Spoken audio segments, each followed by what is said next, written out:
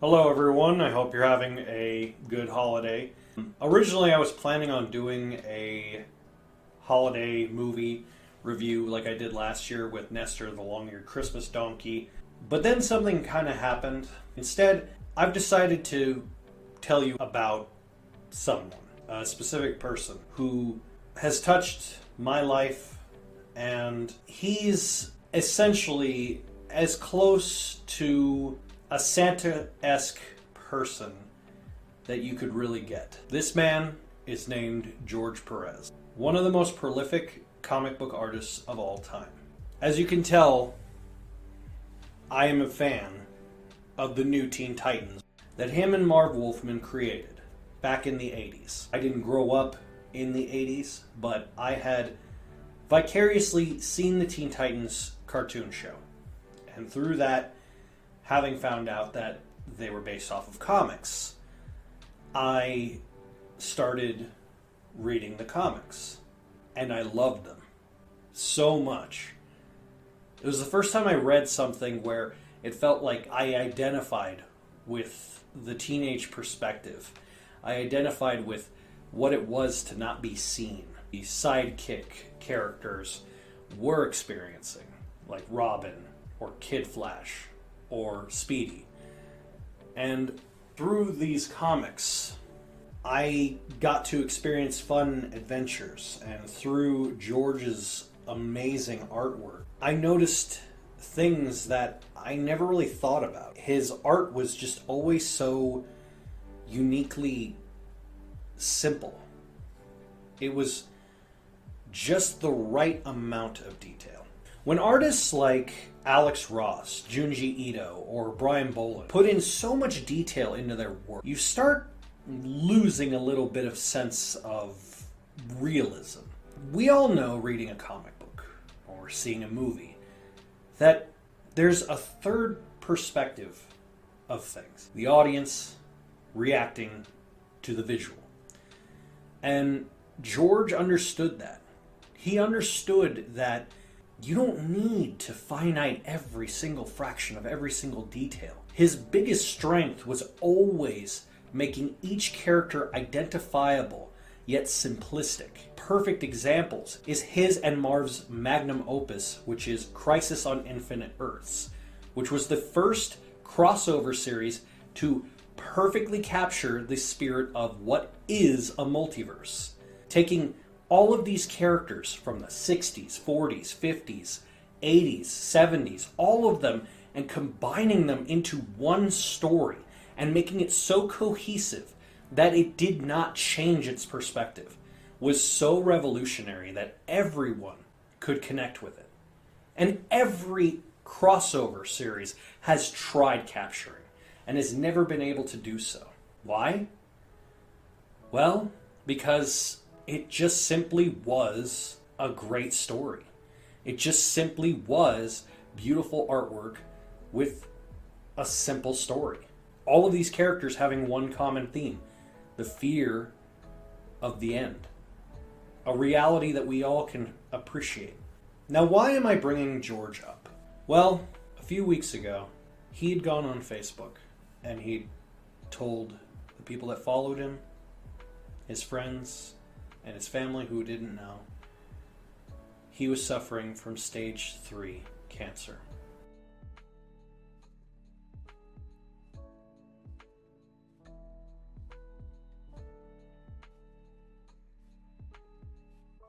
The fate that I wish on no one, happening to one of the kindest people I've ever met, and it hit me hard. I met George Perez several times. I have so many things signed by him, and so many things I could get signed by him. There's a very common phrase that people know about celebrities, which is never meet your heroes, because they'll disappoint you. George is the antithesis of the opposite of that. You meet him, and he becomes your hero. His kindness, his overwhelming kindness. Several years ago, about 7 or 8, I went to Amazing Las Vegas Comic-Con for the first time. I believe it was the first time they had done one. They were short-staffed, and there was a lot of people that were on edge. And there was this nice man who wasn't a part of the staff, but he was in a very unique shirt, collared Hawaiian shirt, and it had comic book panels all over it. And I just saw this vibrance of him. He just emanated this great glow about him. This just overwhelming feeling of warmth. And what he was doing was he was taking about this big, almost flashcards, and he was doing little sketches, just little sketches. And me, being none the wiser, having read the comics, bringing comics to get signed, I didn't know what George looked like. And on his off time, he has a stack of these little sketches. And then he starts doing something amazing. He goes to the line, and he sees all these little kids frustrated waiting in line, and he starts handing them little card sketches. And he has characters like Wolverine, Batman, Superman, and he just starts handing them to people. Looking back, that is George. That's George in a nutshell. I never had the honor of knowing him on a personal level, but I really wish I had. And I thought back about that moment, and I thought about all of these other moments where I've seen George do things like that. He was the kind of person you could just ask anything. And he'd be as kind and as open to the strangers and the friends and everyone in between. Jim Lee, very famous artist in his own right, referred to George as the comic book Santa, because he brought this warmth and kindness to everyone around him in the same way that Santa does to many children. And I always thought about that. I'm like, he is comic book Santa. He's more than that, though. He's just the sweetest, kindest man. I can't imagine any artist I've ever met being as nice as him. I remember when I first met him, they had a staff member, and there was about 6 people in front of me. And they said, what is your cap out limit? Cap out limit is basically how many signatures will he allow to do, and how much does he charge? And he said, "Oh, my signatures are free.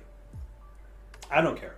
I'll just sign whatever. I don't care." And they said, "Well, what's your cap out limit? We have to have a number." He said, 49. He's like, "That's the amount you'll do?" He said, "No, per person.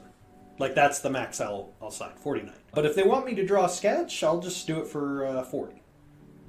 That sounds reasonable, right?" And the guy's face was just like, "What?" Having dealt with, some, I'm sure, artist prima donnas who want to charge like 90, 100, and they're amateurs and they're no one. And here's this comic book legend who's just like, But that's George. That's George in a nutshell. He wanted to give so much, and he's given so much to so many people. I wanted this to be my thank you letter to George. I can't put in words what he's meant to me. He and Marv's stories got me invested in comic books. I'm still, to this day, trying to collect every single issue of the 80s Teen Titans run. I have all the key issues. I even have 2 versions of the first appearance of Nightwing signed by Marv and George. And to me, even though there's different iterations of the Teen Titans, they are the Titans. They're the Titans. They are the inspiration in which each iteration is based on.